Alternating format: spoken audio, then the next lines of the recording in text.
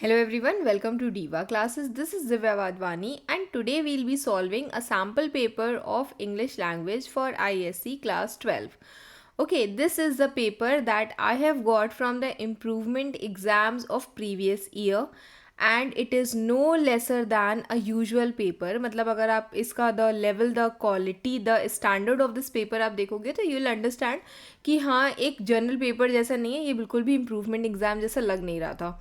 ठीक है, तो this is a paper that is issued by the council in 2025 क्योंकि काउंसिल ने 2025 का 2026 के एग्ज़ाम्स के लिए कोई भी स्पेसिमेन इशू नहीं किया था. This is why I told कि जो 2025 वाला जो स्पेसिमेन है you can take that only to study for 2026 plus this paper you can solve. तो ये मैंने टेलीग्राम पर भेजा था थोड़ी देर पहले so that you can solve it and now we are here with the solution of it. ठीक है, तो English language paper that is of 80 marks 3 hours and you will get additional 15 minutes just to read the paper. You must not start writing during this reading time. Then the question paper has 7 printed pages and 1 blank page, means आपको ये चीज़ check करनी होती है. It has all 4 questions. You have to answer all the questions. This you all are well aware of. Then the statement says that you are advised to spend not more than 45 minutes on question 1. That is a part of your essay. ठीक. Then essay composition. Then next is not more than 55 minutes on question number 2. That is the part of your report writing, means directed writing. इसमें report writing दी हुई है and proposal. Then next is not more than 30 minutes in question number 3. If we see तो question number 3 तो आपका बहुत आसानी से हो जाएगा because इसमें आपने ऑलरेडी इसको सॉल्व कर लिया होता है ड्यूरिंग द टाइम जब आप एग्ज़ाम्स में 15 मिनट्स का रीडिंग टाइम यूटिलाइज करते हो. तो this is for your functional grammar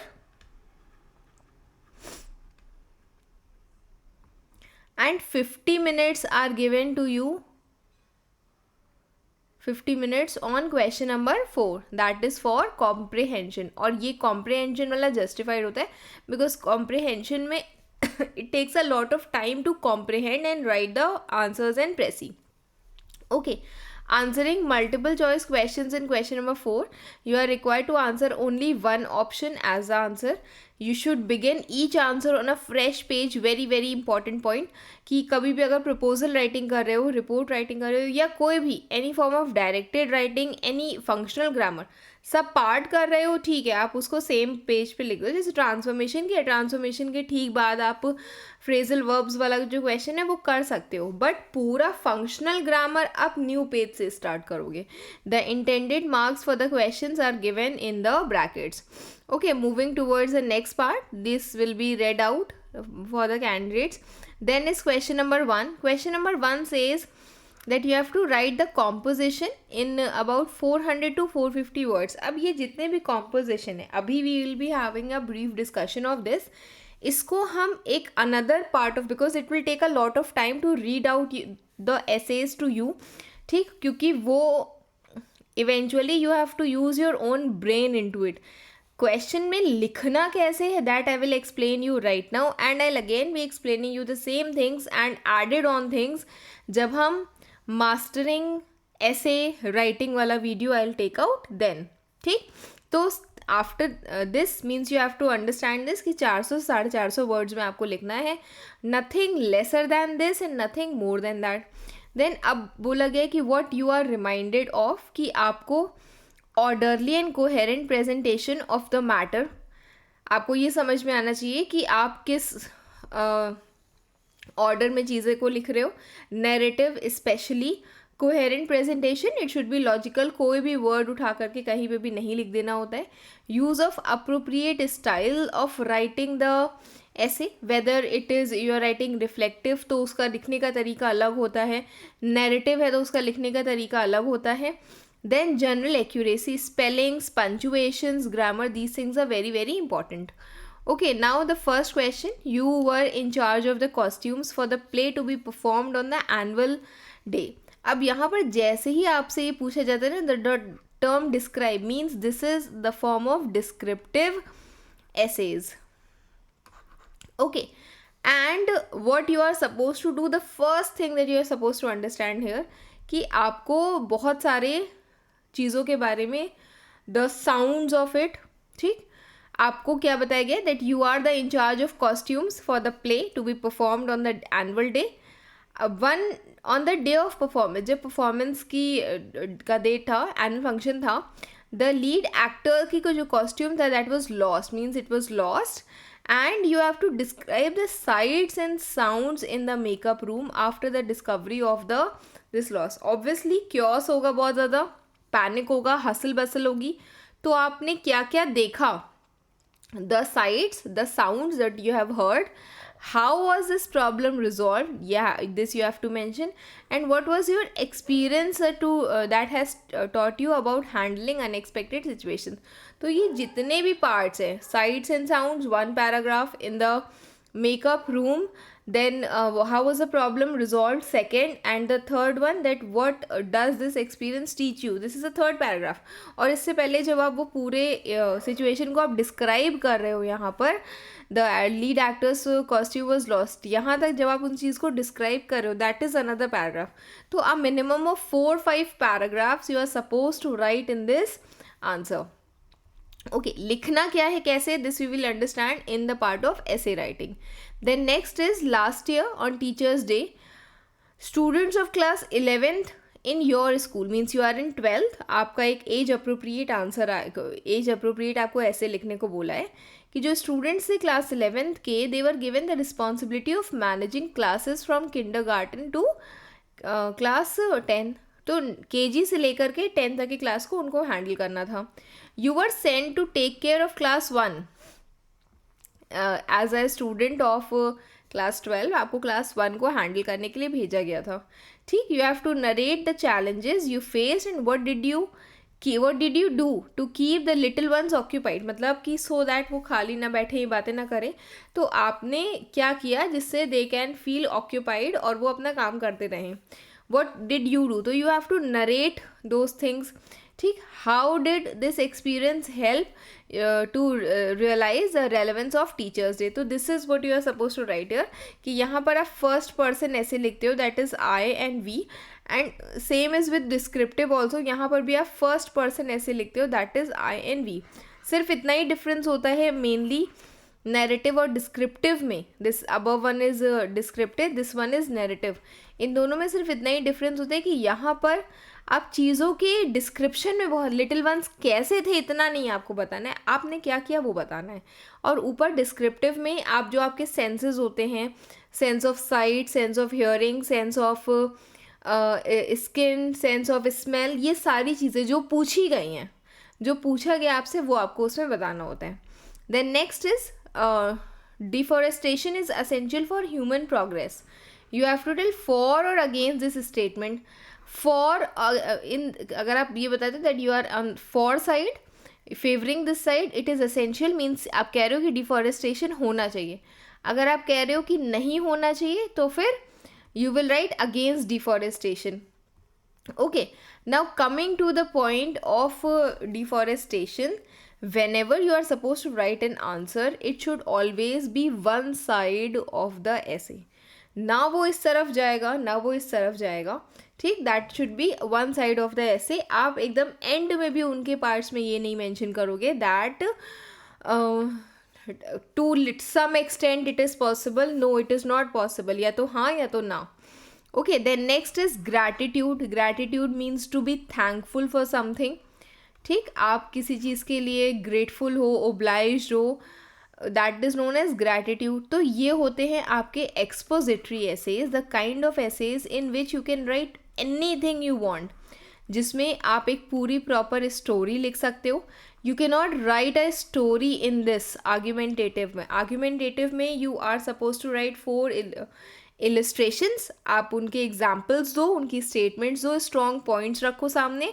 ठीक, द एक्सपोजिटरी वंस में you are suppose to write about anything you want to. बहुत वाइडर मल्टीपल पर्सपेक्टिव्स आप उसके देख सकते हो. कोई आप उसमें स्टोरी अटैच कर सकते हो, कोई आप उसमें आर्ग्यूमेंट पेश कर सकते हो, anything you want to. Then next is nothing develops intelligence like travel. You have to present your reflections on this statement. This is known as reflective essay. When you talk about reflective essay, the first thing you are supposed to say is it is an age appropriate topic. मतलब आप ये नहीं बताओगे कि आप 25 years के हो and you have travelled the world around और आप जॉब कर रहे हो. नो, आप हो अभी भी क्लास 12 में ही and you have to write according to that and you have to give your ideas. आप इसके फेवर में, अगेंस्ट में, बोथ साइड्स जितने भी कोटेशंस यू नो, आप वो सारी चीज़ें इस पर मैंशन कर सकते हो. A part of the story, not the whole story, but a little instance of the story you can mention here. Okay, that is nothing develops intelligence like travel. Then coming to the last one, write a original story that ends with the following words: the letter he wrote but never sent had finally found its way to the right person. तो you have to write a story जिसमें आपके कुछ की elements होने चाहिए and that ends with it means at it is. ये point जो है आप इसको लिखोगे. एंड्स विद इट का मतलब क्या होता है? That it will start according to you, it will end with the same statement as given. तो इसमें what are the points that should be there? There should be a plot, there should be setting. Plot means summary, setting कौन कौन वहाँ के characters हैं, ठीक. There should be dialogues, there should be climax. Okay, तो these things are very important. एक logical ending होनी चाहिए उसकी, जो एंडिंग यहाँ पर दी हुई है उसी से रिलेट करती हुई. So these are the things that you are suppose to write. अब you want to write any of these essays, आप इसको अपने हिसाब से लिखो and when I will solve that question of mastering essay writing, जब हम उस वीडियो को लेकर के आएंगे, then you will finally understand कि जो मिस्टेक्स आपने एक्चुअली की हैं और वो नहीं करनी है. आई जस्ट रिक्वेस्ट यू कि ये जितने भी 6 पार्ट्स हैं, if possible right all on 6, थोड़ी थोड़ी सी 4-4, 5-5 लाइन्स, 6 लाइन, 10 लाइन, आपको जो समझ में आता है आप लिखो. So that when I come up with that, आपको इंटरनेट पे इसके सबके सॉल्यूशंस मिल जाएंगे, no doubt. But until and unless you write it by yourself, it will not do. Okay. Then moving towards the next one, question number 2. The first statement says that ABC Bank in your city has been robbed. You have to, as a reporter for a local daily, write a newspaper report in about 300 words using the guidelines given below. You have to mention the date and time of the robbery. ठीक, ये तो आप जब आप report writing पढ़ोगे तो उसमें आपको you will be able to understand कि वहाँ पर ऑलरेडी लिखा होता है. What were the valuables that were lost, what was the failure of security systems, the eye witnesses account, the damage to property and what police action was taken. तो this we will solve it here as only. This is a report writing given 15 marks. ठीक, तो जो सबसे पहली चीज़ आप इसमें mention करते हो according to the councils syllabus. Okay, तो दिस इज़ द हेडिंग. ठीक, it can be a catchy heading. Daring daylight robbery at ABC bank, ₹20 lakhs looted, staff held hostage. And by whom? By the staff reporter, जिसको आप right side पर लिखोगे. Then again coming to the date, यहाँ पर where, at what place, Lucknow, February 11th या फिर 11th February 2026. Okay, then it will start as one line you are going to leave here, and then in a shocking incident of broad daylight robbery, a masked gang of 4 armed men. अब देखो, एक हम दोबारा से इस question पर जाते हैं. तो क्वेश्चन आपसे क्या कहता है यहाँ पर? few topics are given. क्या क्या खोया, what were the valuables, what was the failure of security system, who all were the eyewitnesses, account मतलब उन्होंने क्या बोला, ठीक, damage to the property if any, and what was the police action that was taken. तो ये जितने भी parts आपको दिए गए उन सबको आप डिफरेंट डिफरेंट पैराग्राफ्स में करके लिख सकते हो. ओके, तो there were 4 armed men who looted ABC Bank branch located on MG Road on Tuesday afternoon, fleeing with approximately, उनके पास कितना कैश था, what were the valuables that were lost. तो ये सबसे पहला वाला पॉइंट है आपका. ठीक. 20 lakhs in cash and several valuables according to the initial reports. What was the time? The incident occurred around 2:15 p.m., sending waves of panic through the busy commercial area because everyone was in panic. There was a lot of chaos. Then eyewitnesses, उन्होंने क्या देखा या उनकी क्या report थी? They reportedly reported that the suspects were dressed in dark clothing. They arrived on 2 motorcycles. वो कैसे आए थे? Okay, they swiftly overpowered the lone security guard. Means the security guard was alone there, and they overpowered them at the entrance, holding him at the gunpoint. Means उनके पास gunpoint भी थी. Before barging into the main hall, before entering into the main hall, inside they ordered staff and customers to lie on the floor. वो जैसे ही अंदर गए, उन्होंने आई witnesses ने ये देखा कि they asked everyone to lie on the floor, breaking the panic stricken silence with threats. Means there was a lot of panic and there was threats as well. Then the major point of concern is the blatant failure of the security system. The bank's panic button was allegedly disconnected. Panic button कि जब आप उसको press करोगे तो alarm बजेगा, जैसे fire alarms are there, तो ऐसा कुछ भी उस टाइम पर वहाँ पर नहीं था. It was disconnected. CCTV cameras were disabled by the robbers पहले से ही within seconds of entering. ठीक, soon after that. While some customers reported hearing gunshots, कुछ customers ने सुना. Police confirmed that the robbers mostly use intimidation. Then according to eyewitness Rajesh Kumar, there was a person, customer who was present. He was a customer जो वहाँ पर present था. It was over 5 minutes they knew exactly where the high value cash counter was. And it felt like that they had served the place before. और इनसे पता चला था इन सारी चीज़ों से कि हो सकता है कि इन्होंने इस प्लेस का मुआयना पहले से किया हो. Means they have already surveyed this place earlier, they have visited, checked everything, और उसके बाद वो दोबारा आए हैं चोरी करने. The robbers caused significant damage. What was the damage to property? जो वहाँ का बैंक एरिया था उसमें क्या क्या नुकसान हुआ था वो यहाँ पर आपको बताना है. Okay. So smashing was the glass partitions of the cashier's desk, overturning desk while searching for the keys to the vault. ये सारी चीज़ों का नुकसान हुआ था. The manager was assaulted when he initially hesitated to comply, though injuries were reported as minor. मतलब minor जो वहाँ का manager था, he was also beaten up by the gang of men and when he initially hesitated, जब वो starting में comply नहीं कर रहा था, सुन नहीं रहा था उनकी बात. पुलिस अराइव हुई वहाँ पर within 10 minutes. Senior officers have initiated forensic investigation and are currently examining the CCTV footage of the neighbouring businesses, because bank के अंदर वाला जो था वो डिस्कनेक्ट हो गया था. As the bank's own cameras were rendered useless, a special team has been allotted. Now finally police का उसके बाद क्या एक्शन था? ठीक, तो it was that the special team has been form to track the suspects who fled through the bypass road. The bank has temporarily closed for the day for further investigation, and the incident has highlighted the need for tighter security in the area. Okay, तो this was the report. अब इसमें कहीं पर भी the personal view of the staff reporter नहीं पूछा गया है. Hence it is different from article writing, report writing, where you are suppose to tell everything that has happened there.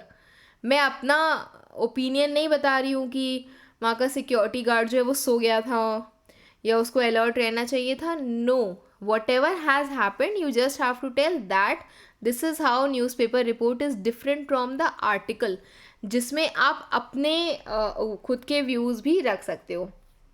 Then इसी में ही after this was the next question in this that as a president. अब ये 15 marks का था, this is all done. Then is 10 marks का next question. As a president of the debate club you wish to conduct a training session for the students to brief them on the skill of debating. Write a proposal in about 150 words stating the steps you would like to take to conduct the session successfully. Okay, तो as a president of debate club आपको एक training session शुरू करना है जिसमें आप नए students को ब्रीफ करोगे on the skills of debating. तो उसी के लिए whatever steps you are going to take, you are suppose to tell that. ठीक, तो the question is here, 10 marks का क्वेश्चन है ये. The answer says that proposal, first you are suppose to write the heading and it should not be very catchy और something. जो आप करवा रहे हो सीधे सीधे वही हेडिंग उसमें लिख दो. Proposal for new members debate training session. New members और द न्यू स्टूडेंट्स जो भी ज्वाइन कर रहे हैं, as a president of the debate club. Now this is your heading और इंट्रोडक्शन. आप दोनों में से एक चीज़ लिखोगे वो भी चलेगा. यहाँ पर I have written both but any one thing you can write. ये as per the format of council है. As a president of the debate club, I propose a training workshop for new students to introduce them the formal debating skills and build confidence. ठीक, तो ये आपका first point हो गया. The session will introduce basic debating techniques, helping them to identify potential debaters and foster culture of logical, respectful discourse among the new members. तो ये आपका second point हो गया जो आप एडअप कर सकते हो. ओके, देन इज ऑब्जेक्टिव्स जिसमें आपके मिनिमम 2 पॉइंट्स होने चाहिए, मतलब कम से कम. The club train new students, will train, okay, या फिर will help in training the new students the fundamental skills of debating including public speaking and critical thinking. ये आपका पहला पॉइंट हुआ. It will also help teaching the proper structure of debate, covering argument construction and rebuttal techniques. मतलब ये सारी techniques उसमें सिखाई जाएंगी जब आप इसको करोगे. तो these are the 2 objectives that can be there, कि स्किल ऑफ डिबेटिंग सिखाई जाएगी और दूसरा कि एक प्रॉपर स्ट्रक्चर ऑफ डिबेट उनको समझाया जाएगा. फिर है लिस्ट ऑफ मेजर्स की क्या क्या चीज़ें इसमें. Student from class 6th to 9th and 11th. Why I have taken 3 मतलब these set of classes जो till 9th and 11th है, क्योंकि उन्होंने बोला new students. 10th और 12th में new students don't come, rare it happens, otherwise they don't come. तो new students can be there as a part of this session. Then experienced club members will conduct a short mock debate to illustrate the proper etiquette and flow. Means जितने भी club members हैं experienced one, they will conduct mock debates. पहले सबसे पहले ये होगा. फिर जितने भी न्यू स्टूडेंट्स हैं they will be divided into 2 groups for ally debates on simple engaging topics to practice on the spot thinking. Ally debate जहाँ पर 2 लोगों को 2 रोज़ में, मतलब ग्रुप्स में डिवाइड किया जाता है स्टूडेंट्स को, और 2 रोज़ में, एंड फिर वो क्रॉस क्वेश्चंस करते हैं आपस में. Audio visual rooms, AV rooms will be required for this purpose, means to tell them about the art of debating. And then there will also be a resource kit that shall be distributed, including a handout that is summarizing key debate terminologies and useful phrases. So ये सारी चीज़ें उसमें होंगी जो इनको resource kit provide की जाएगी. Okay, और उसके बाद उसी का ही लास्ट में कंक्लूजन, जिसमें आपको कंक्लूजन एज अ वर्ड जो है वो नहीं लिखना है. Therefore, we propose to conduct a training session so that it opens the doors for the students to pursue various careers like journalization, communication. So, this can be taken up. Okay, so moving towards next part of the question paper. That is question number 3. बहुत सुंदर सा section होता है ये, that is known as functional grammar. And I would suggest you कि सबसे पहले जो होता है इसी को किया करो, बिकॉज ये बहुत छोटा होता है, बहुत फ्रीली आप इसको फिनिश ऑफ कर सकते हो. This how to do the paper ये हम लोग पढ़ेंगे जब हम लोग the last minute tips I will tell you. तो उसके लिए आई हैव केप्ट इट, जिसमें हम कुछ बेसिक चीज़ें आपको समझाएंगे कि हाँ जब पेपर देने जा रहे हो तो क्या चीज़ें जो आपको ध्यान में रखनी है, क्या चीज़ें हैं जो आप भूल सकते हो उस दिन के लिए. Okay, rewrite the following sentences according to the instructions given after each of them in the brackets.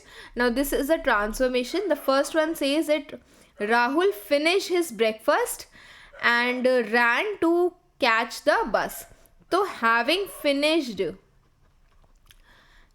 finished is breakfast. Sorry for the background noise. Having finished his breakfast, Rahul ran to catch the bus. Okay, next is we shall always remember our music teacher. Very, very easy. We shall never, always remember means never forget our music teacher. Take, despite being a wealthy man, he is not generous. Although he is wealthy or wealthy man, both will do. Although he is wealthy, he is not generous. Okay, Galileo was so curious about the stars that he could not ignore them. Galileo was too curious about the stars, ठीक, stars to ignore, too curious about the stars to ignore them. Ankita did not know that she was promoted. Little did Ankita know or knew. You tell me कि ये know होगा कि ये knew होगा. I've always told कि did के साथ हमेशा first form, did, does, do के साथ हमेशा first form of verb लगता है. Hence it will be little did Ankita know that she would be promoted. Okay, then comes another very sundar part of the section that you don't like at all, phrasal verbs. Just because कि phrasal verbs बहुत ज़्यादा होते हैं and उन्हें हम अपने usual conversations में use नहीं करते. She has nothing to complain for as she has everything. No, she has nothing to complain about. Okay, he constantly complains on knee pain. He constantly complains of knee pain. Then next is my cousin is engaged with a prominent lawyer. No, my cousin is engaged to a prominent lawyer. It will be to, means when you are engaged with a person, ठीक, तो it will be to.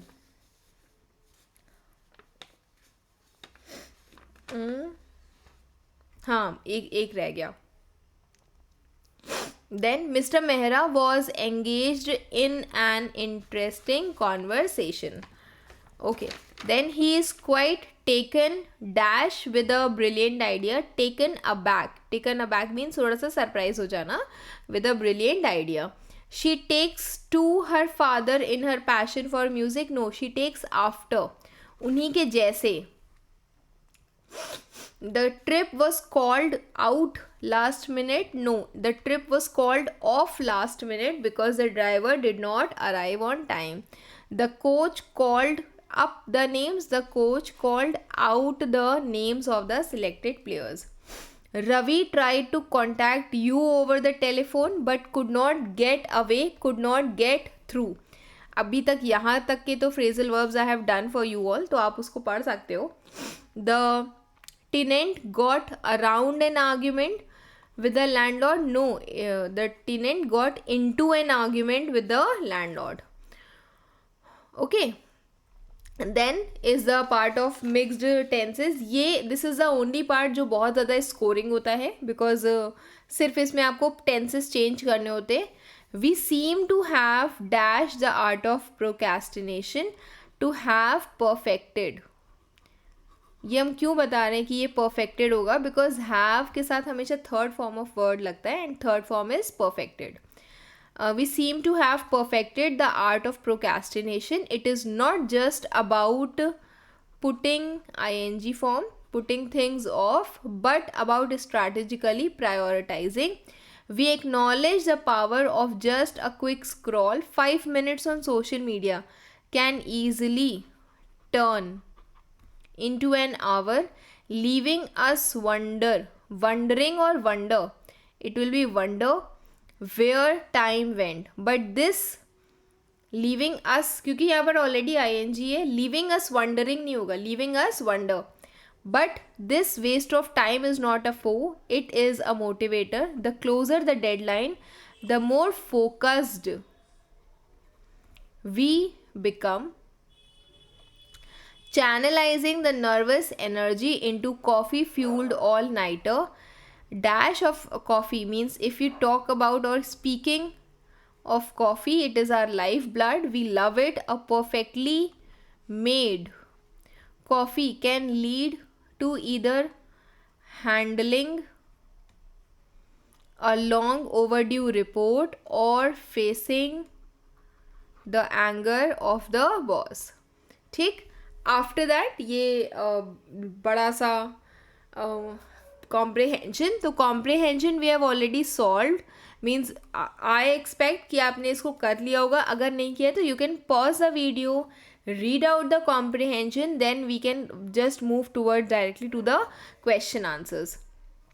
Okay, तो यहाँ पर जो सबसे पहला statement दिया है, I am just telling you कि आपको वो क्वेश्चन करना कैसे. Whenever you are reading out the statement, यहाँ पर बोला गया है कि यू हैव टू टेल कि ये आपको दी हुई है यहाँ पर मीनिंग्स. ठीक, और इसी मीनिंग का जो वर्ड है that is asked from the question, तो you have to find out that word from the passage. So when I was reading it और मैंने इसको सॉल्व किया, तो मैंने क्या किया, मैंने बहुत सारे जो what ever I was finding it you know अलग अलग से वर्ड्स, तो आप उसको अपने पास लिख लो कहीं पर कि यू नो कि हाँ मुझे इसकी मीनिंग नहीं पता है. देन यू सी कि कौन सा उस स्टेटमेंट में फिट बैठता है. तो the streets were empty, the streets were yearning. Yearning means someone who is very कह सकते हो कि क्रेविंग और लॉन्गिंग. तो द स्ट्रीट्स वर यर्निंग की स्ट्रीट्स वर मतलब वो ऐसे लग रहा था कि जैसे वो किसी चीज़ के लिए they are asking for someone to come to them. Okay, when his team lost the match, he was hopelessly sad. He was disconsolate. The carpenter repaired the table so that it would not shake anymore. It would not wobble. These things are given in the passage. You can find it out. फिर इसके बाद है that you have to write the same word. आपको इसमें से ढूंढना है इसका which is same in spelling but with a different meaning. अब देखो same in spelling का क्या मतलब है, इसको हम आप लोग को सॉल्व करवा सकते हैं. यहाँ पर देखो लाइन 6 यहाँ बोली गई है. ओके, तो when you will move to line 6 आपको समझ में आएगा कि यहाँ पर ये वाली लाइन में ना watch, sometimes watch the people go by below. Watch यहाँ पर क्या मतलब है कि आप पर्सन है वो किसी को देख रहा है. ठीक, तो दिस इज वेरी इजी. अब यहाँ पर इसका क्या मतलब है, to see. You have to tell कोई भी इसमें से एक unchanged in spelling but with a different meaning. तो इसका एक तो चलो ये टू सी का क्या मतलब है, ये वर्ब हो गया. एक और होता है इसका दैट इज नाउन फॉर्म, जिसमें आप किसी डिवाइस की बात कर रहे हो, घड़ी की बात कर रहे हो. Okay, it is lovely experience to watch the waves. No, again this is a verb. My uncle got me an expensive watch from Dubai. May be the nanny watches. तो ये जब चला जाएगा तो इसको हम ऐसे ही कट कर देंगे. वॉचेस अनचेंज इन स्पेलिंग होगा ही, वो स्पेलिंग चेंज ही नहीं होगी. We sat outside watching, again unchanged in spelling, so this is also cross, this is also cross. Expensive watch means a device was given, hence B is the correct answer. ठीक है. Next is his threatening voice did not frighten me. अब यहाँ पर the word voice is used as noun here. इसका एक और term होता है that will be the verb form of it. We heard children's voices unchanged in form. The authorities agreed with me when I voiced my concern. Again, it should be unchanged in form. Hence, the our teacher encourages us to voice means this is a form of verb here. Our opinions fearlessly. So this will be the correct answer. Then hands.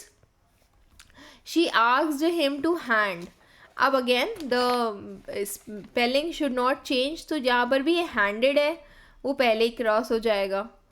Okay, again cross हो जाएगा. फिर बोला गया है this program provides me hands on experience. No, it will be Swati hands the baton to Vrinda effortlessly in the race.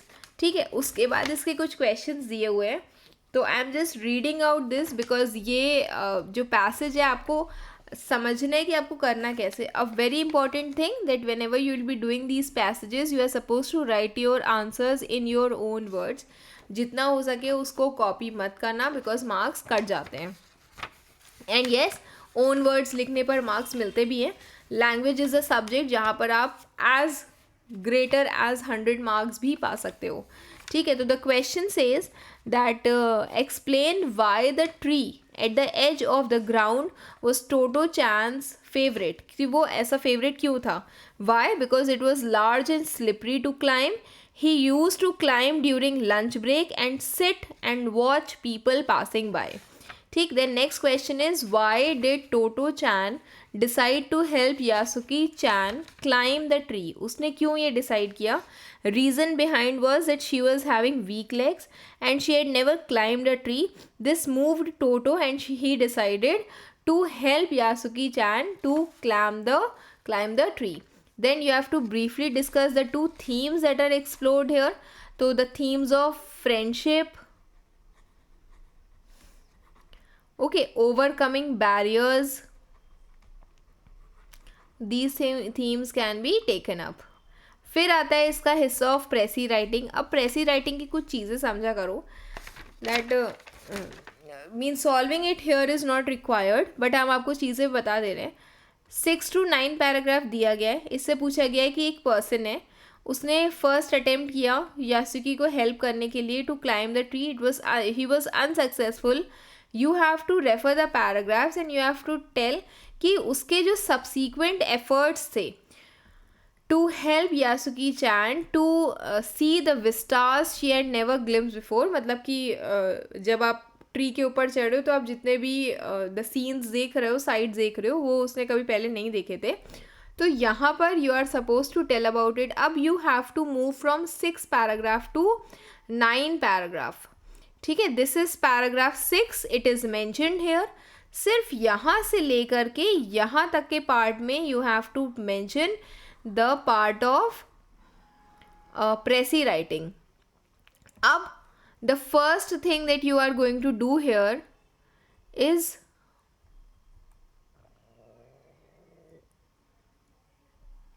the first thing when you will write the précis is to mention the key points. पूरा paragraph तो आप नहीं उठा सकते ना, 3-4 paragraphs you can not take up. तो आप कुछ यहाँ पर की पॉइंट्स लिखो. This is why I am saying कि कॉम्प्रिहेंशन में टाइम लगता है. आपने वो जितने भी पैराग्राफ्स में से पॉइंट्स है आपने अपने स्टेटमेंट में उसको रख लिया. After finishing this off, make a rough draft. When you have to make something of 100 words, right? 100 words में लिखना है तो 5 into 20 की आप ग्रिड बनाओगे. 5 into 20 की ग्रिड बनाओगे जिसमें you are going to write it with pencil. ठीक है, ये जो है यहाँ पर ये रही 5 और यहाँ पर this will be the 20 lines that you will make. ठीक, ये वाली मैंने इसको रफ ड्राफ्ट को ख़त्म किया, बनाया.